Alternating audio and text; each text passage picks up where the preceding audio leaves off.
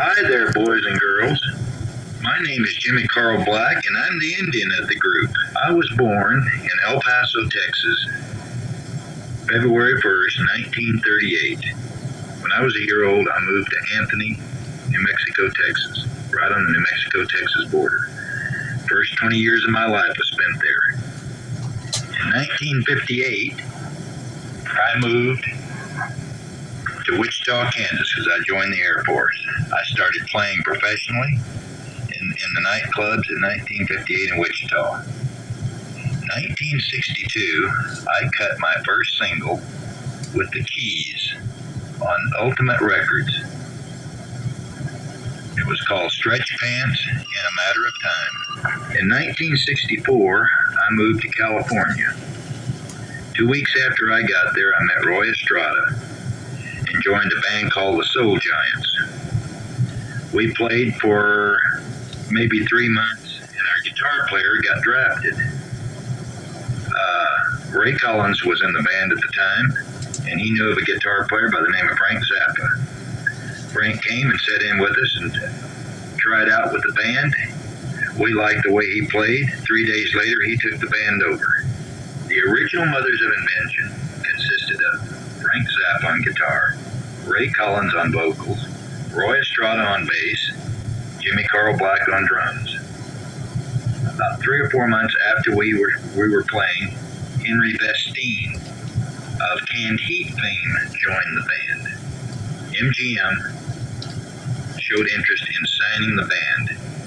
The day we got the contracts, Henry Vestine quit because Frank pulled out a piece of music that he had written called Who Are the Brain Police? And Henry just couldn't cut it.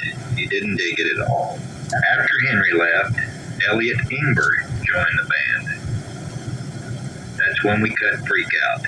We cut Freak Out in 3 days on a 4-track machine. That's all there was in those days.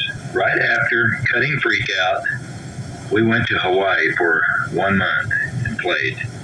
When we came back, we went up to Frenchie's A Go-Go in Hayward, California. And at the end of that tour of that club up there, we went and played the first time at the Fillmore West. And that was the week that Freak Out came out.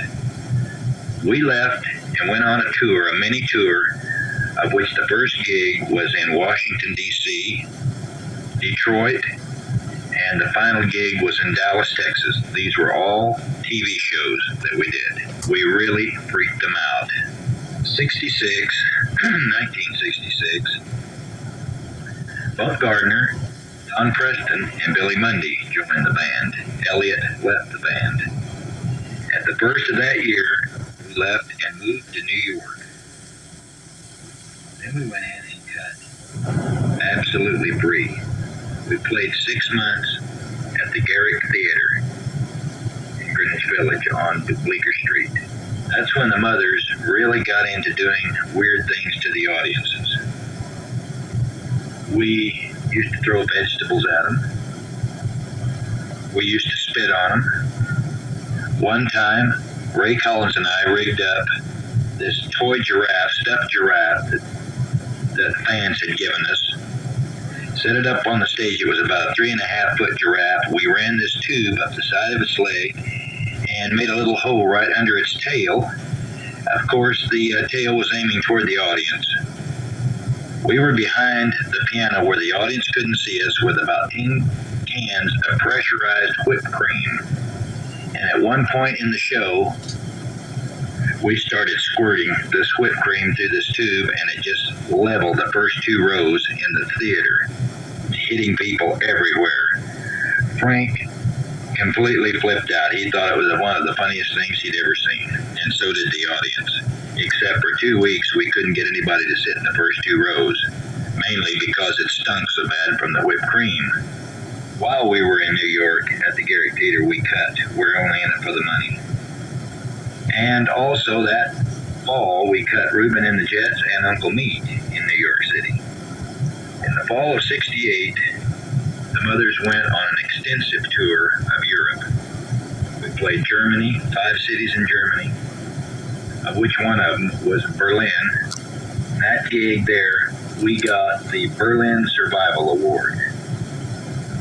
The way the award came about was, the way we understand it, the SDS went and talked to Frank the afternoon of us setting up and getting ready to play our sound check, and told Frank that they wanted him to get the crowd all aroused that night and go tell them to burn down the Allied supply dump. Well, we weren't over there for that purpose.